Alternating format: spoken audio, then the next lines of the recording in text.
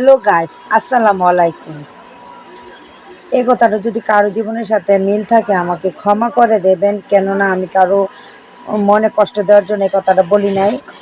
একটা প্রবাদ বাক্য আছে, শাশুড়ির ছেলেকে ভাল লাগে শাশুড়িকে না, একা খাওয়ার জন্য দেখাই কত বাহানা, ননদ ননাস ভাল লাগে না, ভাল লাগে জামাই, বাপ মার কষ্ট করে মানুষ করে ছেলের বউ খাবে কামাই।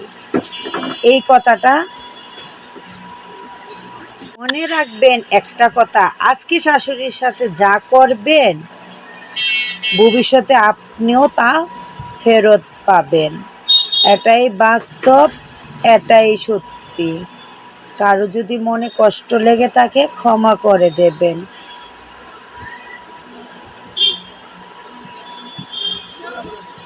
এই যে দেখেন, আমি আপনাদের মাঝে শেয়ার করতেছি আমাদের এই যে বাসার রুমটা ভেঙে একটা ছোট্ট একটা রুম করা হইতেছে। আর এই যে দেখেন বাইরে গরু বান্ধার জন্য, সামনে কোরবানি আসতেছে, কোরবানির জন্য এই রিংগুলা লাগানো হয়েছে। আর ভেতরের রুমগুলো আপনাদেরকে একটু শেয়ার করলাম। এই যে ভিতরে দেখেন একটা রান্নাঘর, একটা বা টয়লেট করা হচ্ছে, এটা ভাড়া দেবে, তার জন্য এই রুমটা এমনিতে পড়ে আছিল, তার জন্য রুমটা করে নিয়েছে। আর আপনাদের আমাদেরকে ক্ষমা করে দেবেন। আল্লাহ হাফেজ।